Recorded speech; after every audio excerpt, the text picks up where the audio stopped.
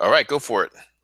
Good afternoon, morning, evening, wherever in the world you are. It is V the Grill Economist. We are coming to you live with the master of the flux capacitor, CJ, working the airwaves in the background, making sure that this broadcast is coming out crispy and clean. And we have none other than our special guest, our good buddy Dave over at X22 Report.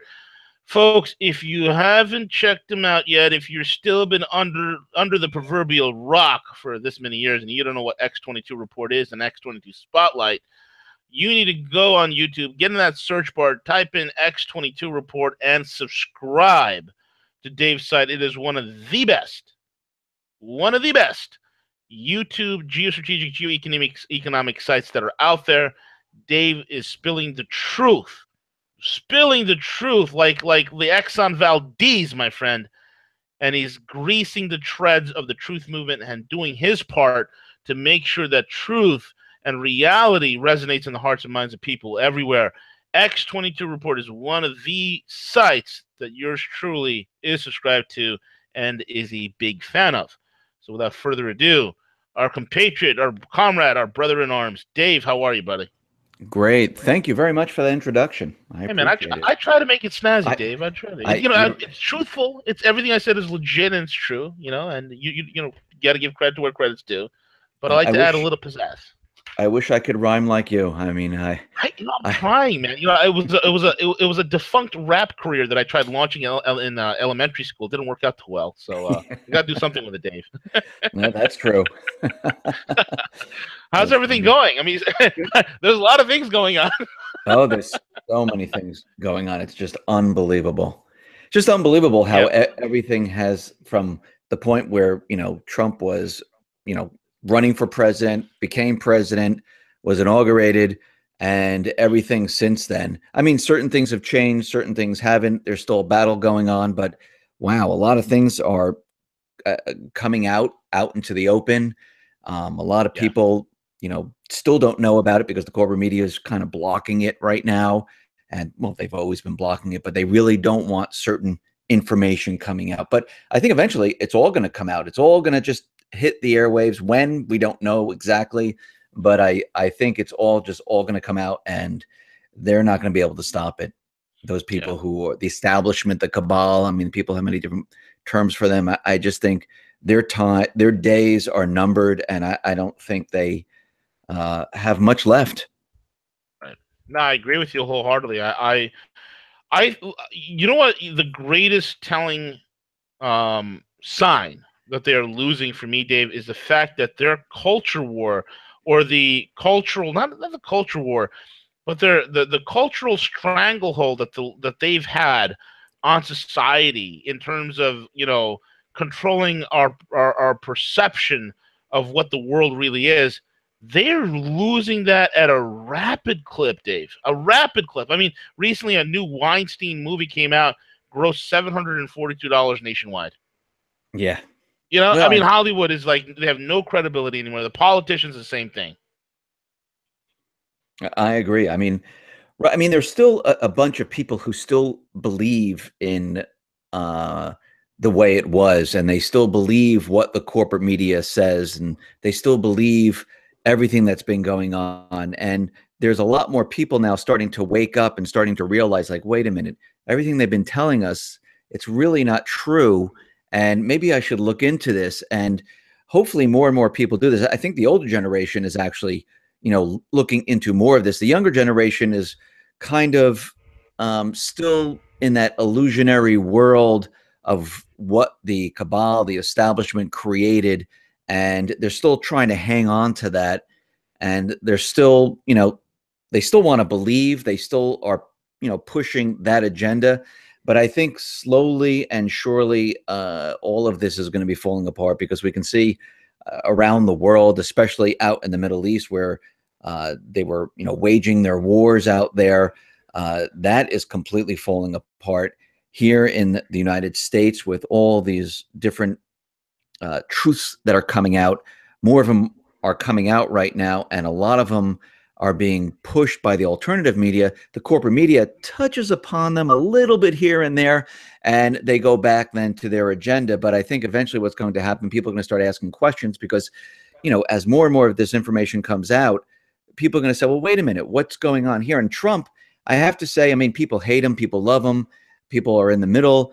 He keeps pushing the idea, like, you know, when the whole Manafort thing came out with the indictments, Yes. which, you know, those are from, you know, way before he was a campaign manager. That has nothing to do with anything, but they Right. needed something. And I think it's amazing the timing of it, the timing of this information coming out when you had the Uranium One deal information coming out, the Fusion GPS, the Trump dossier, where they subpoenaed the bank records. They didn't want to hand over the bank records because they were afraid of, you know, which people were going to be implicated because who paid for it. And then you find out that Clinton, well, their lawyer, the Clintons' lawyer paid for it, which was hired by the Clintons. Then you find out that Obama threw in like $927,000.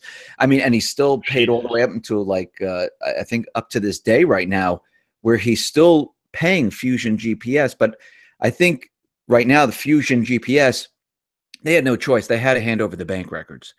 And I think all of this Oh is going to man. start coming out. And Trump just keeps saying, you know, what about the Dems? It's funny how people look at him because they think like, you know, oh, he's exactly what we had before. And I think what's happening No. right now is Right. he's playing this very, very carefully and using this to his advantage. I know, I mean, people think that, you know, he's this idiot who's, you know, just screaming and yelling. He's a strategist. He knows exactly what he's doing. He knows exactly what he wants to do. And Right. we all have to remember over the many years, we've had a huge number of the establishment cabal, non elected, in government, controlling everything. And to clean that out after how many years? It takes a long time. I mean, you just can't go in there and say, hey, everyone, you're gone. It just doesn't work that way. And I think a lot of people thought that he was just going to go in there, flip a light switch, and then all of a sudden they were just going to all scatter and he was going to bring all his people in. And I never thought that that's how it was going to work, because Yeah. it's completely impossible. But I think he's using this to his advantage. It's a very slow process. And I'm not saying everything that he's doing is absolutely correct, but he's doing the best he possibly can. He's one individual. Yes, there's other people behind him. And I know that Bix calls, you know, the bad guys, the good guys. And, you know, it takes a while to establish a foothold in government and to bring out everything that has been hidden for Right. years and years and years. I mean, look at the JFK documentation that is being released. Is it going to really tell us a lot? No, but he's releasing it. A lot of it is still held back. But, you know, is it going to tell us, you know, who exactly, you know, did this? Was it a false, you know, a false flag type of thing where it was actually an assassination, a hit on Kennedy? And who was really involved in the hit? I don't think those documentation, I don't think that tells you any of that stuff. But it Yeah. will tell you a lot of stuff, and maybe people then take that and then move it to someplace else and connect the dots, follow the money, and maybe they'll lead up to that. And I think that's what he's trying to do, is to bring that out there so people will start investigating, because the corporate media today, they don't investigate anything. They just use propaganda. They just take whatever the intelligence agencies are saying, where they make up stuff. And when people actually call them out on it, like the, you know, the Russian collusion thing, they have nothing to back any of this up. And that's where the propaganda falls apart, because when you don't have facts and you don't have sources and you don't have reliable information backing all of it up, it's just pure propaganda then. And there's nothing you can do. It just all falls apart. So I think slowly we're moving in the right direction. I think slowly the information is going to get out there. And I think the establishment, the cabal, the deep state, I think they're going to do whatever they possibly can to try to shut it all down or distract everyone, just like they're doing now with the Manafort indictment.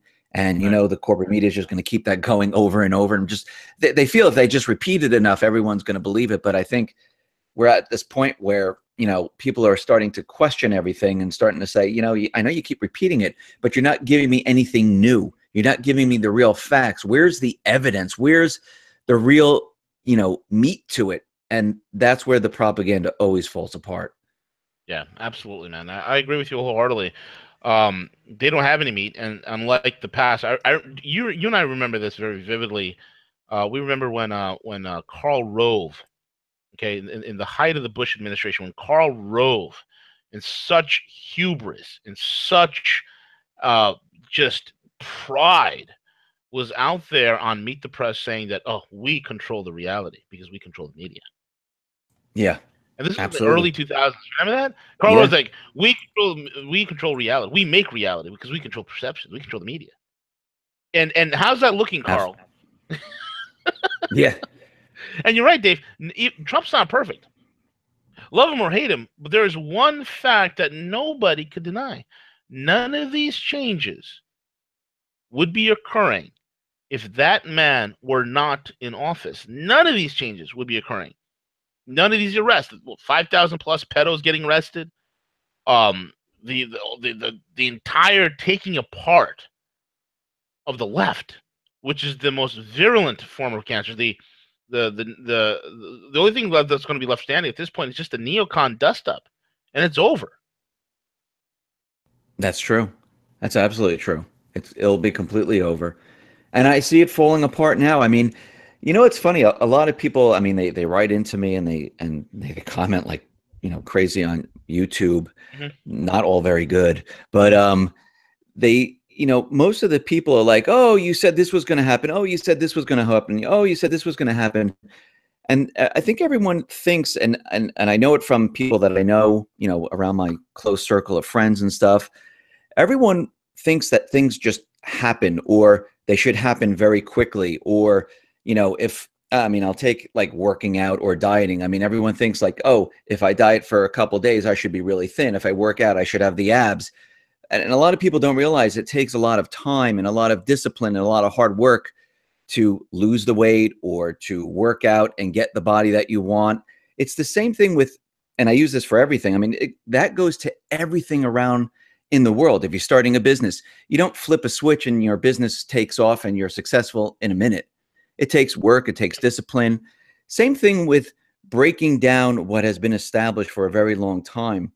It takes a long time to break apart what was already there. And even with the economy, I mean, think about it. The central bank and the US government took a very long time building the economy back to where it was, but they really didn't build it up. It took them a very long to create the bubbles, the illusion, to create manipulation. And it took them 8-9 years to create all of this, to make us think that the economy is doing well. And what happens with that kind of stuff, and this is why we've seen it in the past, that stuff falls apart very, very quickly when you start to break through it.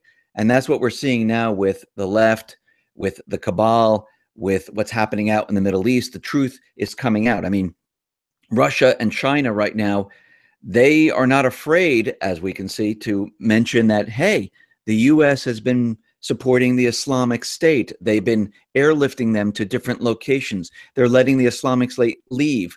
You know, if you notice, they're getting braver and braver with their message, and they're putting it out there saying, yeah, this is what's really been happening. They knew all along. They knew exactly what was happening, but they're feeling comfortable now that they can say this. And what is the U.S. going to say? I mean, they can deny it, but as more and more proof comes out, you know, it's going to be very hard to deny. Just like, you know, the U.S. admitted, like, yeah, the paid mercenaries or the terrorists like the Islamic State, Al Qaeda, yeah, they used chemical weapons. But we knew all along that was the group that was using chemical weapons, because they were being supplied chemical weapons. And why wouldn't terrorists use chemical weapons? They're terrorists. They're paid mercenaries. Right. I mean, the whole thing, as we can see, it's just all starting to break down, come apart, and eventually, as they keep putting out the truth, the propaganda is going to completely disappear, and it's going to accelerate very, very quickly. And those people who are still in that illusionary world and believing what the left and what the cabal, the establishment, have told them all these years, they're going to be in for a rude awakening. And a lot of a lot of these people are going to be, you know, completely shocked, upset. I mean, it's almost like when Trump was elected. I mean, the people screaming and yelling on the streets, they couldn't handle it. Think about it when their entire world, I mean, this was just the change and getting a different president. Think about when their entire world completely falls apart. All of these individuals are not going to believe or not going to be able to handle what just happened. And it's going to be a very big shock to them. And people are not going to be able to, I mean, I think we're going to see people freaking out much more than we saw when Trump was elected. I think it's going to be all over the place. And people are going to be like all over and just not accepting the reality of what has been happening.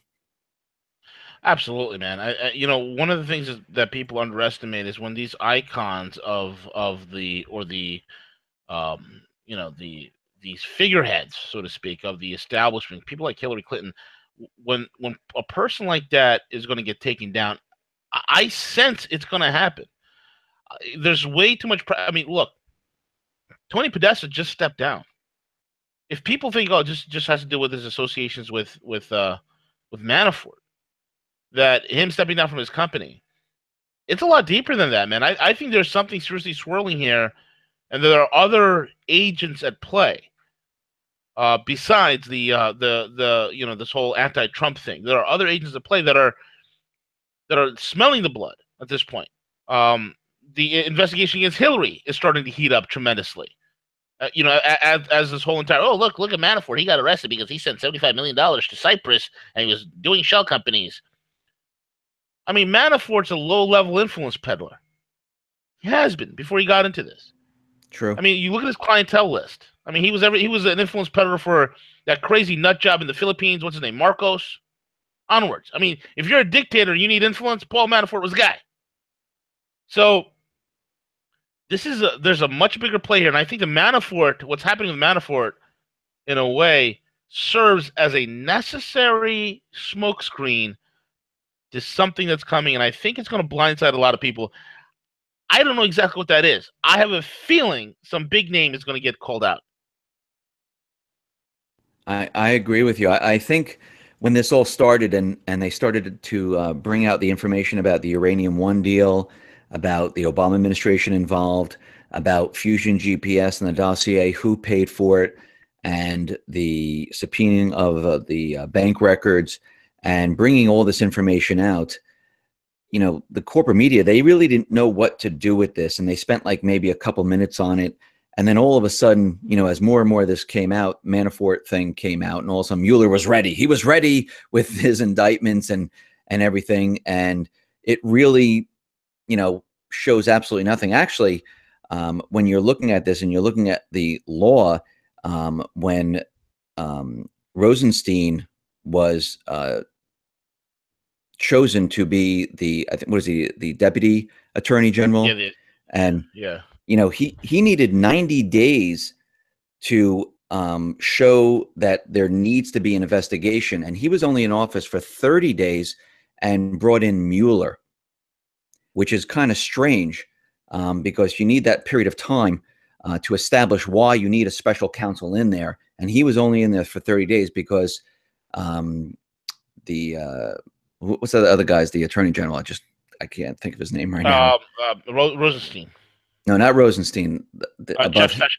Sessions, that right. He recused himself. Right. And that's why Rosenstein had to call in the special counsel. But he was only there for 30 days. He needed 90 days. And he had to have some type of investigation before he brought in a special counsel, which really didn't happen. So this was a setup completely. And I think Mueller was in there not just to look for Russian collusion, because they knew there was no Russian collusion. I think he was really placed in there to clean up a lot of the records, a lot of the information that the FBI had. He was there to destroy a lot of the things or hide a lot of the things, while at the same time trying to find something that they can use to distract people. And the only thing that they had from the very, very beginning was Manafort. That's all they had, because they knew Manafort, because it was Manafort, Gates, it was the Clintons. They were all involved in the Ukrainian deals. They were all involved in the same exact thing. So they knew they could use him as a scapegoat and use him to distract people. At the same time, Mueller was in office covering everything up. And some of it got out where, you know, they mentioned Clinton and some of this started to come out, and they needed this wag the dog type of distraction. And I think this is why we're seeing this. And I think right now, Trump, he has all the information. He has all the dirt on everyone. It's not like he can't get it. He has it all. He knows what's out there. But when he puts things out there with his tweets, and I know people make fun of his tweets, but he's doing it on purpose. Yeah. He's laying the groundwork. Look at the Dems. Look at this. Look at that. Obama spied on me. And people laughed, and Obama did spy on him. I mean, think about all the things that he said where people said that he's crazy, he's lying, and it turned out to be absolutely true. And I think he does this very, very methodically, very, very strategically, very, very slowly, so people start to question. Because in this country, except for the alternative, before the alternative media, people might have been questioning things, but it wasn't really out there. Since, the alternative media, and it's really built up since 2008, and it's gotten much, much larger, a lot of people turn towards the alternative media because they're really doing the investigative reporting. They're looking into things. They're questioning, like, well, this doesn't make sense. How could this possibly be if this person was in office at this time and this date doesn't match that? And I think a lot of people are turning to the alternative media because they're getting the truth, and then they're starting to question, and then they're starting to talk to other people, and the whole thing is starting to snowball now. And there's no way that they can control it. They've been trying to control it, through YouTube, through Twitter, Facebook, with their ridiculous fact checking and all of this. But all of this has not worked because we can see that people really just want the truth. They want what's really going on. And I hate to say it, but the truth, that can stand on its own. You can take a axe, you can try to hit it, you can try to break it down, you can try to manipulate the people's views, but the truth will always stand tall. No matter what they do, no matter how much propaganda they throw out there, the propaganda will melt away around the truth, and the truth will always shine through. It might take a little bit longer, but it will always be there, and people will always find it. And I don't think the establishment, the cabal, I don't think they believe this, or maybe they do believe it and they're just throwing as much as they possibly can out there. But to me, when I see all this happening right now, this is just the beginning. This is just the start. And I think it's going to accelerate. I think it's going to get a lot worse. And I think they're going to be backed in a corner, which I think they have been backed in a corner. And I think there's going to be no way out for them. And this is what I'm a little bit worried about, because I don't know if you saw that the FBI was running a terrorist type of drill in an amusement park in King's Dominion. Oh, great. Yeah. So Where's King's Dominion? They were out there. That's in Virginia. Oh, wow. Okay. Yeah. So they were running drills. They were telling everyone they were using explosives. They told the people this was what's going on there. But this kind of scares me, because we know that this is a drill. And every time we've seen a drill before, especially, in malls and different areas, something big happens. And they used concerts before, they used airports, they used all these different areas. And I think the amusement park is the next big area, because there's a lot of people, a lot of confusion. And every time they have these drills, you know what they do. They have all the crisis actors. They take the pictures ahead of time. They have all the blood. They make it look as real as possible. All the emergency units are there, and they take those pictures, they hold on to them, and then they wait for the event. And they use the clear, beautiful pictures of people running, blood everywhere.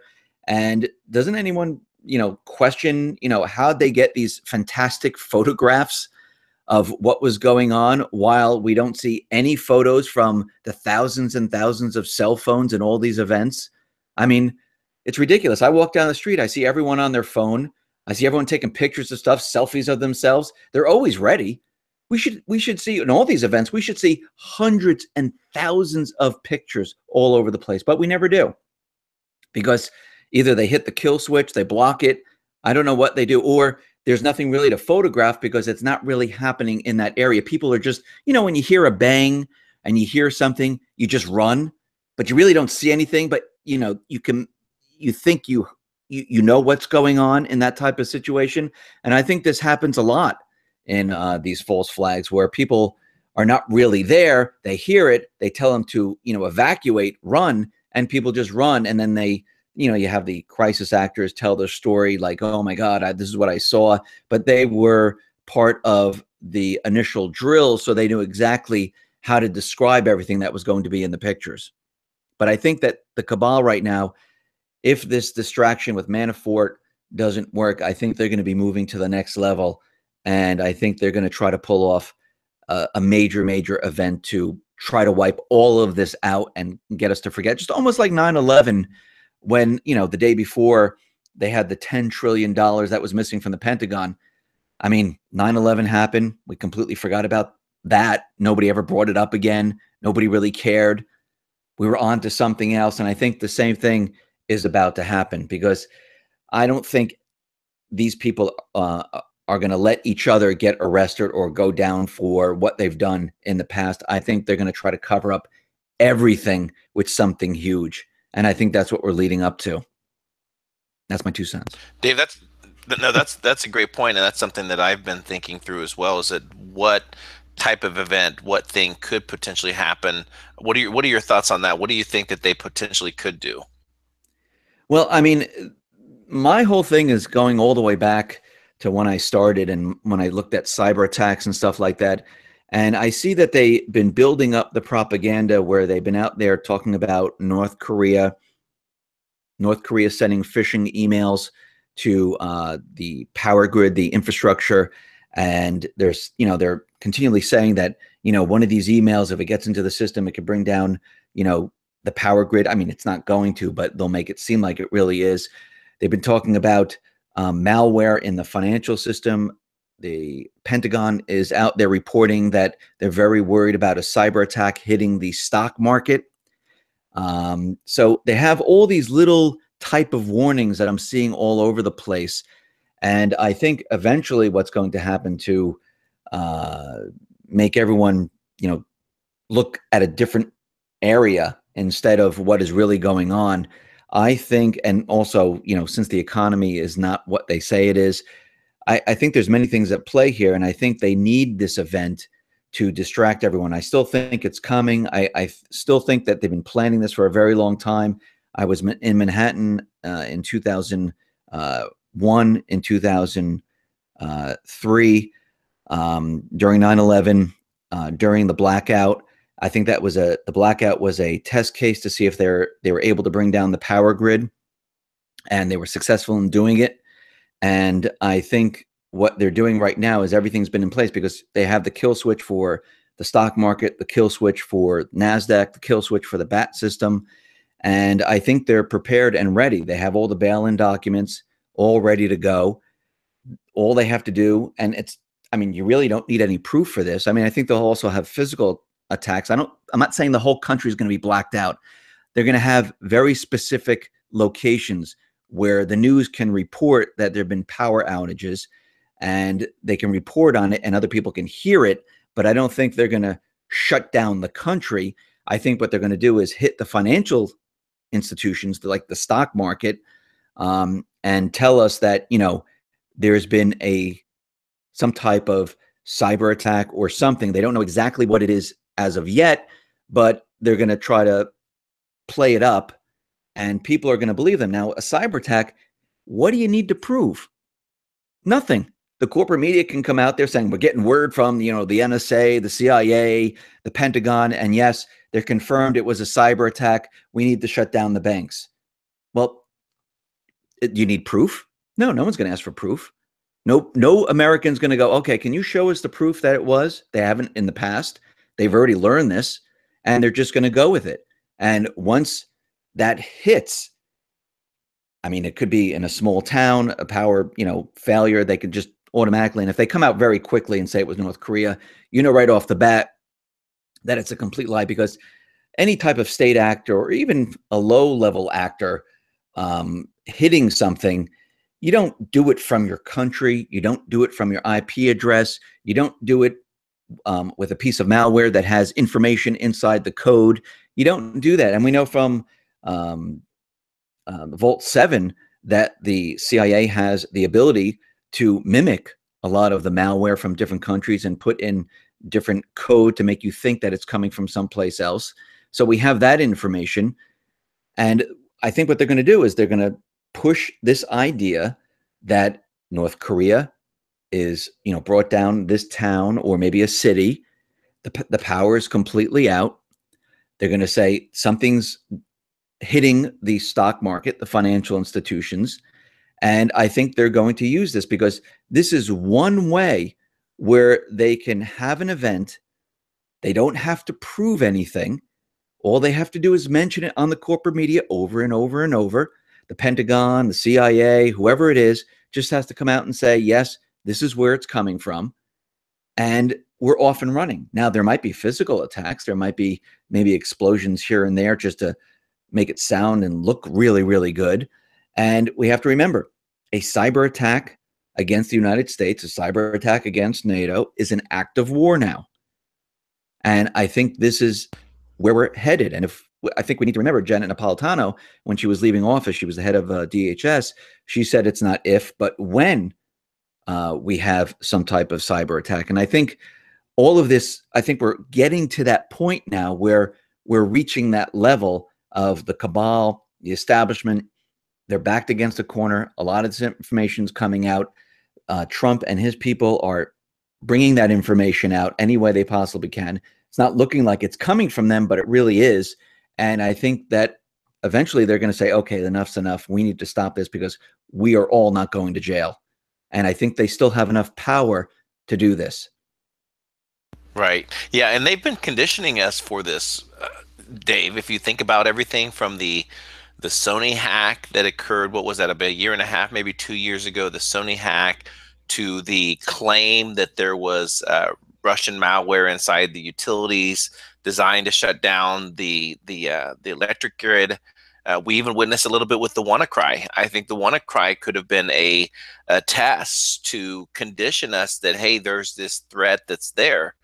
And I agree. I don't think it's feasible for them to pull off a major event that it's going to create the catastrophe, the loss of life that 9/11 did. I think that they understand that technology has changed. They understand that everyone has a mobile device in their hand to constantly be recording. There's cameras since 9/11, post 9/11. There's cameras everywhere in the cities, that are. There's no way. So they're going to look for this event, something that they can pawn off through the media. Exactly, a malware in the banks to shut down the financial system for maybe a day or two, something that they can take the blame away from what they've created and shift it somewhere else.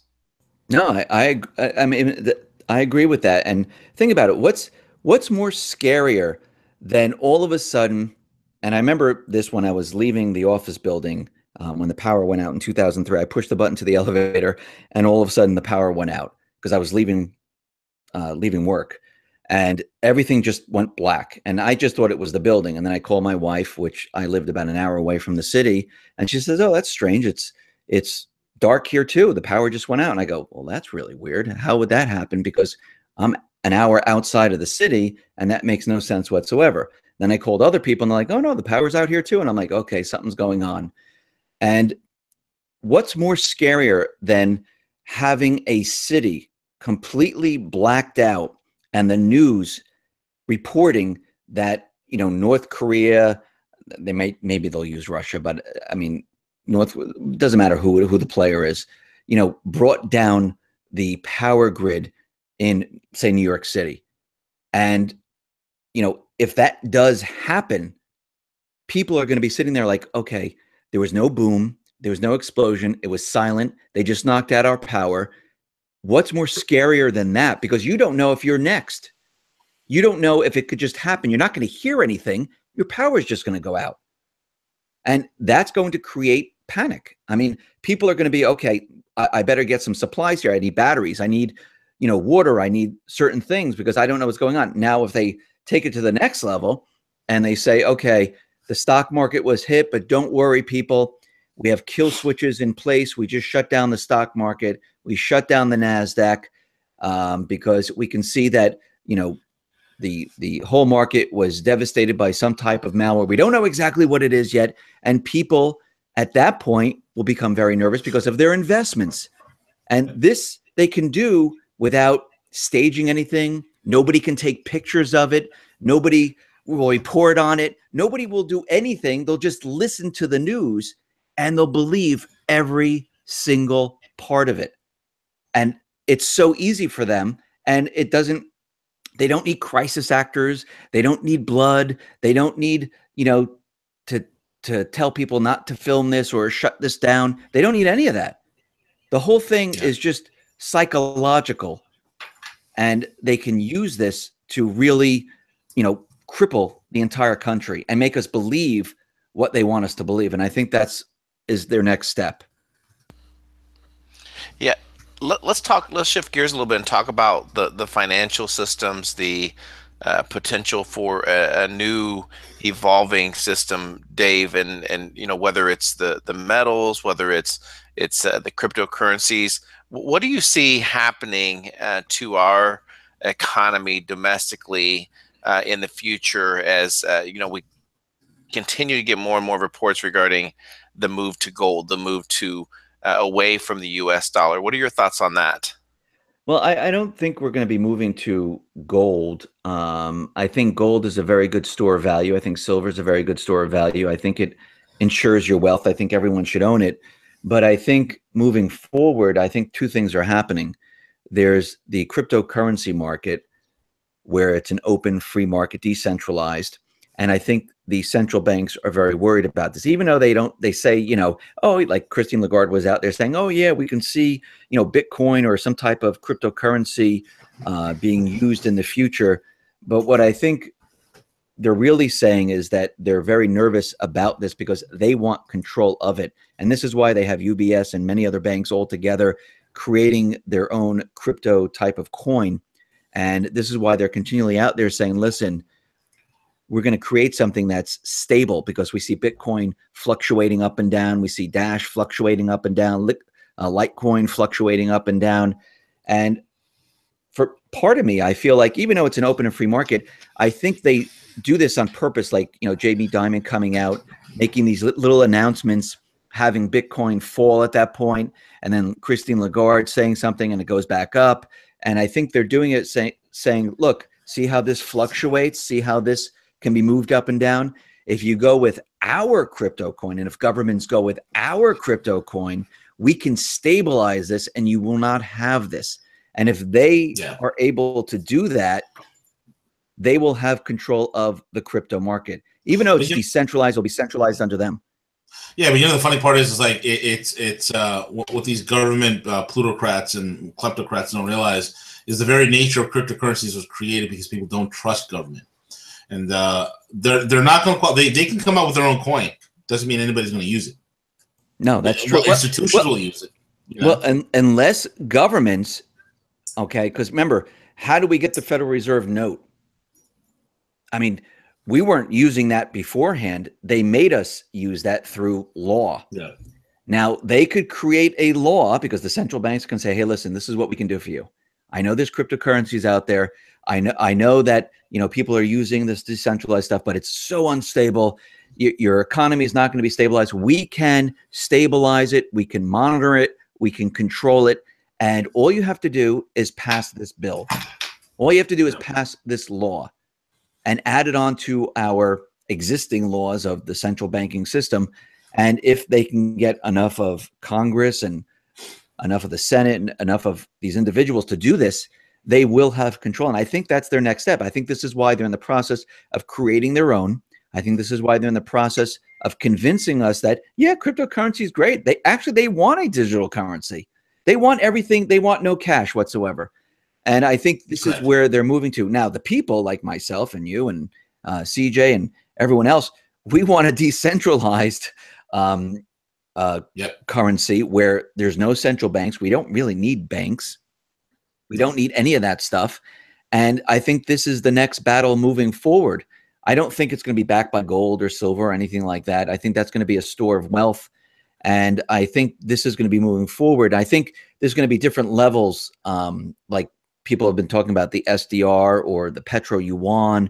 I think there's going to be a higher level where governments trade back and forth. And I think the crypto market is going to be for the lower level for the people. So I think there's going to be different levels of different currencies being used. And I think this is what they're trying to establish right now. And they definitely want the control of the lower level, what the people are using for, retail loaning, getting loans and things like that. Because if they lose control of that,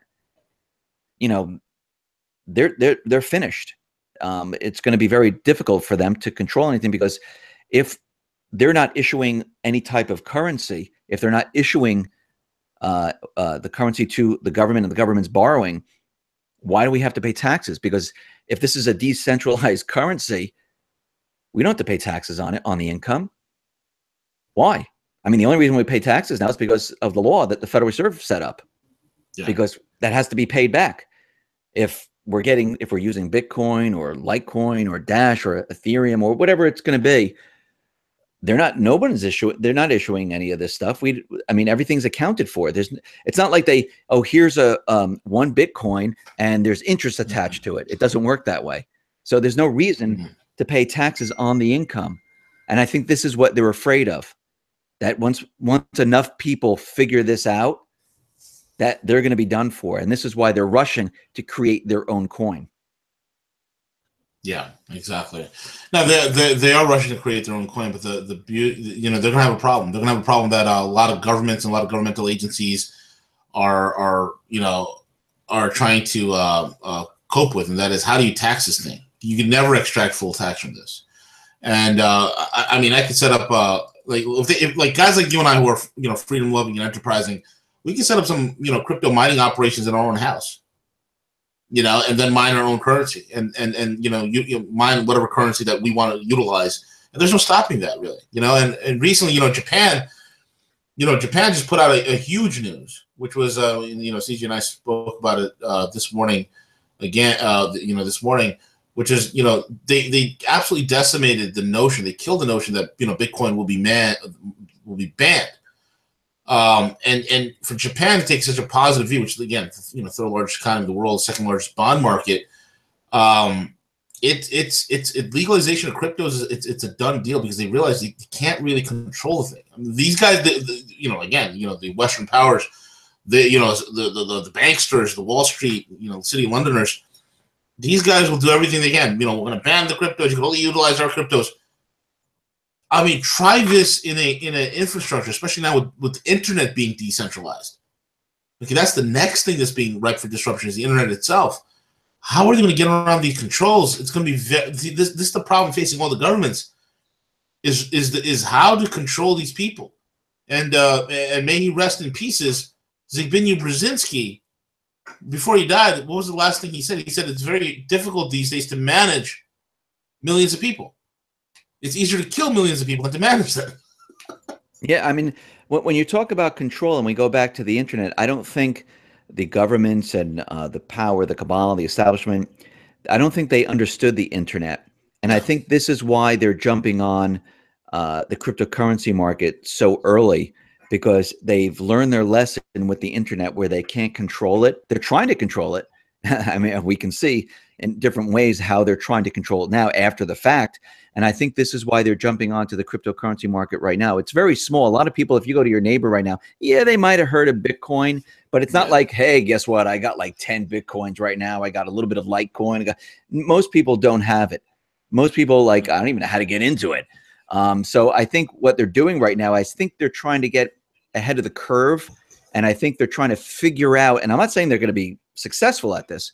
I think they're trying to figure out, how can we get this under control? Because if we can't get it under control, we're going to have problems. And I think their message, where governments are saying yes to cryptocurrency, I think that they're using, I guess you can call it reverse psychology, where yes, we love cryptocurrency because they don't want cash anymore. They want a digital type of currency that they can control. And I think the first stage is, yes, this is a great thing. We're all with you. Yes, we want to have this. And in the background, while they're saying all this, because that's all BS, they're trying to figure out, okay, we need to create our own infrastructure. We need to get the governments on board to say, yes, we agree with cryptocurrency, but you have to use ours. And if they can get governments on board with this because they're going to make promises to certain politicians. They're going to make promises, make certain people very, very wealthy, give them, you know, a lot of cryptocurrency right off the bat, just like they did when they created the Federal Reserve note. This is why they jumped on board to this, because people got paid off. I think the same thing is going to happen. And I think this is where they're trying to move this into that type of scenario. Now, I don't know if they're going to be successful. Hopefully not, because nobody wants the banks in control of the cryptocurrency market, especially the whole central bank community, because if that happens, we're back to where we started. And the whole thing is a complete nightmare once again. Yeah, no. You know, the only thing is, it's like, it's, you know, there's an old saying, the genie's out of the bottle. And they'll have a very, very difficult time trying to get out of this one. You know, when you look at how the internet was, they, you know, for the longest time, they did control the nodes. They couldn't control the content creators, and that was the biggest problem. To this day, they can't. Yeah, they still can. I mean, they're trying with the fact checking. They're trying with, you know, bringing people's channels down and blocking them on Twitter. And I mean, they're Facebook and all. I mean, they're trying as much as countries are putting laws together, you know, but and they're blocking us, and they're blocking us on the what was been dubbed as the internet ghettos of Facebook and all these social media stuff. But even with that, you know, they're not stopping the Gabs, they're not stopping the Minds, they're not stopping the Steemits, the D-tubes that are sprouting up all over the place. Also, the fact that I mean, once this thing gets decentralized itself, the internet's practically right now just weaponized against them. The internet and the smartphone, which they originally designed as instruments of our enslavement to control us, it's being used as our modern day pitchforks and torches, man. It's amazing. I mean, it backfired on them, and they're trying to catch up now, because they didn't. I think they thought it, like the internet and the phone and the social media, was kind of a joke in the beginning. Like, oh yeah, people are going to be sharing that. It's not that big of a threat. We own the corporate media. People are going to listen to that. They didn't realize as time went on that people were going to, you know, they were going to look at the corporate media saying, okay, you're just repeating the same thing over and over, and every channel I go to is the same exact story. You're not telling me anything different.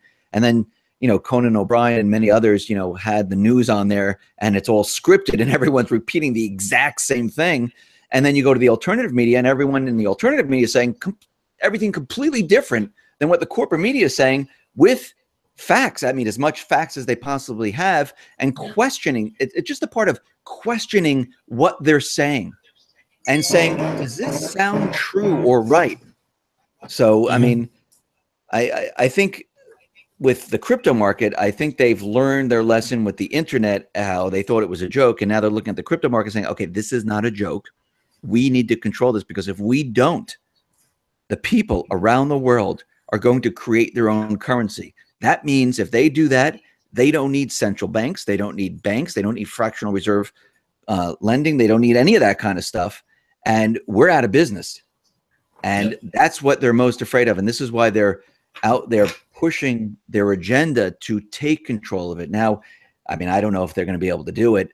Hopefully not.